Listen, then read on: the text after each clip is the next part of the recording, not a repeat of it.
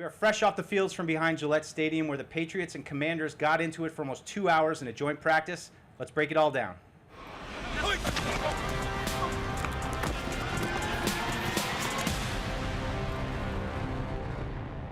Patriots training camp cast, and guys, I might say this is the ultimate show of the summer. The joint practice wrap-up. There was a ton going on the field.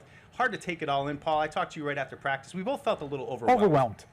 But I do think right next to overwhelmed is very encouraged, very optimistic. I thought there was a lot of good competition. I know that's the cliche. That's what all the players talk about. It was good to be in a competitive environment. We got a couple of scraps. Mike Vrabel was part of those scraps, but back and forth. I thought there were some periods where the Patriots looked really good, some periods not so good. I think that's what you're looking to see. Much, much different case from last year, so I think a lot to be optimistic about. Yeah, I agree. Yeah, that was my number one takeaway. It was a lot different than the Eagles joint practice that we had, that we keep bringing up. That's the bar of let's not go in that direction. And the Patriots offensively, Dussault had his eyes mostly on the defense, so I'll just talk the offense a little bit. I thought Drake Maye for 99.9% of this practice was really good. The end we'll get to, it wasn't a great ending for the offense, but the optimistic view is that Drake looked like he was in rhythm. Him and Pop Douglas early was a connection that the Commanders simply just could not stop. And then the offensive line, I thought, held its own. I thought it was okay. Was it dominant? No, but it was more than okay. Nothing like that Eagles practice last year. Will Campbell seemed to fare pretty well. Jared Wilson fared pretty well. So I come out of this practice feeling like the Patriots showed well overall. I know we get into who won the practice and all that good stuff. I just think it was a good positive day and a good step forward. Yeah, I mean, I felt similarly about the defense. I thought Washington had a pretty good start right out of the gate where you saw Jaden Daniels hitting some quick passes to Zach Ertz, but I felt like it got progressively better as I watched. And I mean, the second to last possession where they ran a couple read options, which I just felt like they covered well, they ran well. There was one run by the number 8, their running back, Robinson, who they got the edge on one of them, and it looked like he was gone. So there were some moments, but felt like they were 90. Those two guys, Harold Landry, Christian Barmore in the backfield a lot. Tonga real tough up front. Robert Spillane getting a hand on a ball, punching that up in the air, making some plays on the ball. So just competitive. And again, I'll highlight, don't want to jump right to Alex Austin at the end, but the competitive team portion right at the end, 45 seconds from the 25-yard line. Got to punch it in. Came down to the end, 4th down play, another Alex Austin coming up with a nice pass. That series was excellent. I thought both defenses did well on that final series. To Evan's point, that was the 1.1% that he wasn't thrilled with Drake Maye. I would agree. And I thought the pass rush, I thought the coverage was a little leaky. I thought, at times. Mike watched definitely more of the defense, so I would go with his assessment over mine because I was just sort of head on a swivel watching, trying to take it all in. But I definitely noticed Barmore in the backfield. I noticed even with some of the secondary groups, some different numbers. Joshua Farmer, Elijah Ponder, guys, showing up in the backfield that we hadn't really seen a lot of. So the word today that I keep coming back to is competitive. They were far more competitive than we've seen in the recent past. I'm glad just to highlight real quick, Evan, Joshua Farmer. He stood out to me. He was a guy that is really surging, a little bit banged up earlier in camp, coming on, getting some quality reps the last couple of days, and then today it seemed like it translated. So that rookie providing some good depth along the defensive line. I'm glad you shouted him out. Yeah, me too. We both talked about Farmer getting in the backfield a few times today, and I agree with Deuce that maybe a little bit of a slow start for him health-wise in training camp. Wasn't always out there to start camp, but hopefully he's coming on, and that's another rookie that you can add into Campbell and Henderson and Wilson and Williams and now Farmer. Like if you get some of these rookies and you get 4 or 5 guys that can all at least be a rotational player for you, that's a good draft class out of the chute so far. But I want to go back to Drake because I just want to reiterate, I just thought he was great for the majority of this practice. He had one stretch where he hit Pop Douglas on a little shallow crosser. At the beginning of practice, Pop Douglas was like unguardable. They couldn't get their hands on him. And he hit a little shallow crosser where Pop got some open field. He had some open grass in front of him, nice explosive play. Then Drake had a little side step and up off-platform throw with some pressure to Pop Douglas on a crossing route. And then he hit Austin Hooper up the seam for a completion in sequential order, like 3 plays right in a row, boom, boom, boom. And I thought he was really sharp. And with Drake, when you start to get into he's pumping guys off and he's looking guys off and he's moving around. Like, that's when you can tell that he's feeling it a little bit. And he said it after the practice. Yeah. You start to get a little bit of a rhythm. Yeah, You could see it. absolutely. I felt like that was a really good stretch for him. Keyshawn Boutte as well. I think I'm lost Really track, nice, but really nice back catch. shoulder on the sideline. I think he's really good at that play. Yeah. I think he just has good body control, good footwork, which is so funny because the first thing everybody remembers about him is not getting that second foot in bounds in his first ever rookie game year, in the yeah. NFL, and I think he's done a really good job of that. Yeah, Yeah. one other play just to highlight with the twos when they got up in that 25-yard line in. Oh. First play from scrimmage, Oh. Josh Dobbs drops back, throws one right in the bucket to Matt boy. Collins. Great catch. One play, one touchdown, and they're right off the field. That was nice showing from the twos. Which made my pre-practice prediction, or actually assertion, that Joshua Dobbs, I think, has come on a little bit. That was the throw of the day. That was Yeah. beautiful. And Matt Collins coming on a little bit too.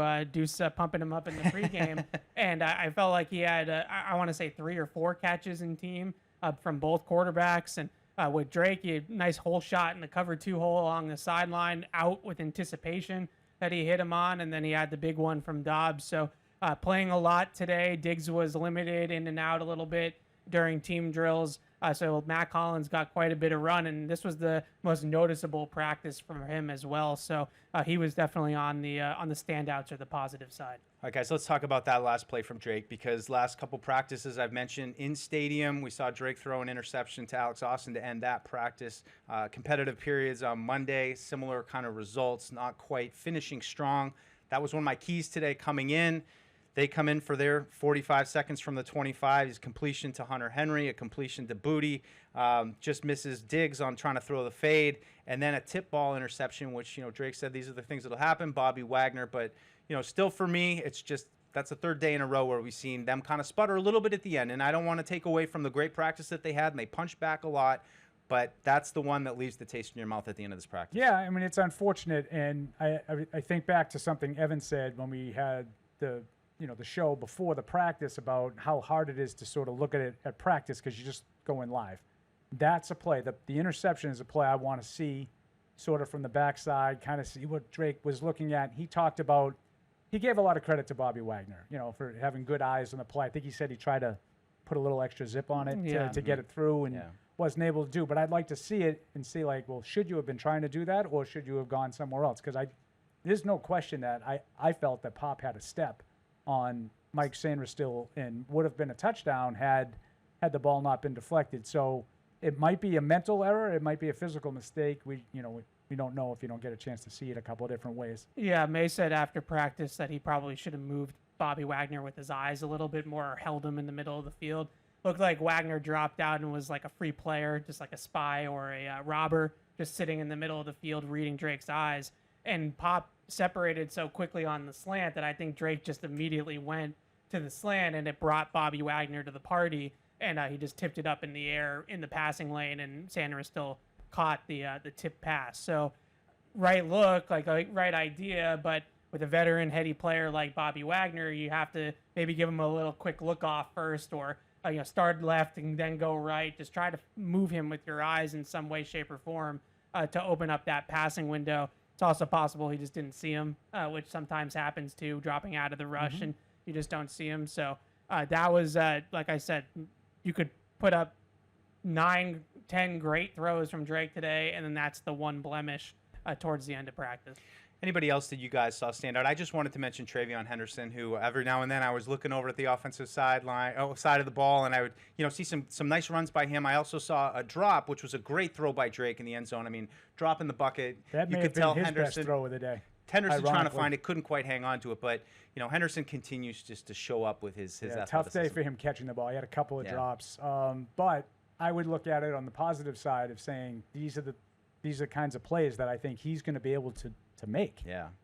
Catching the ball, it happens. Now, you end up dropping passes all the time. That becomes a problem. But to me, the bigger thing is the execution in the red zone and getting open the way he did on that little fade, little wheel in the end zone. He was wide open again. Yeah. I don't think linebackers are going to be able to to handle him. No, No. I have one other thing I should point out. It seemed like he instigated a little bit of a fight with some of his pass blocking, which, of course, we've talked about all spring. Trayvon Henderson coming in with pass blocking. Sounded like the Commanders took maybe a little exception to some of his pass blocking there. Yeah. A little scrum broke out. Yeah, not to be the football guy here. Everybody's talking about Mike Vrabel getting cut in the scrum, trying to break it up. But the thing that stood out to me was that Henderson put the blitzer on his butt, and that's what started the entire thing. And that's what we wanted to see out of him. That's such a standout trait of his game from college, and to see it translating into the pros is a really good sign just for his ability to play on third down. Because when you get into the NFL, you see the blitz looks that these NFL defenses are going to send your way compared to the college game.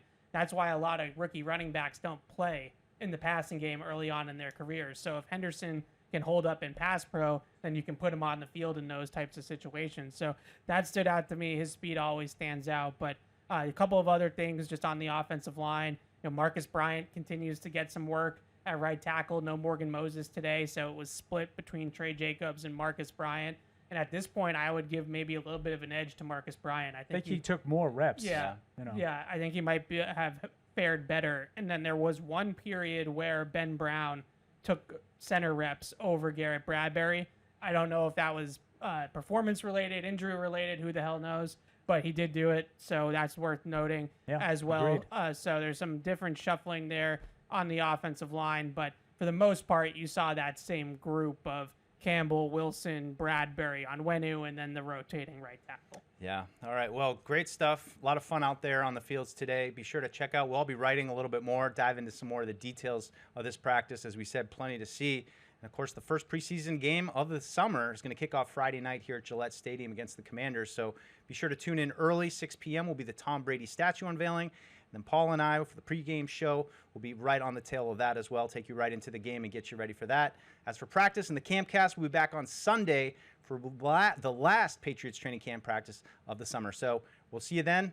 But first, we'll see you on Friday night for the first preseason game against the Commanders.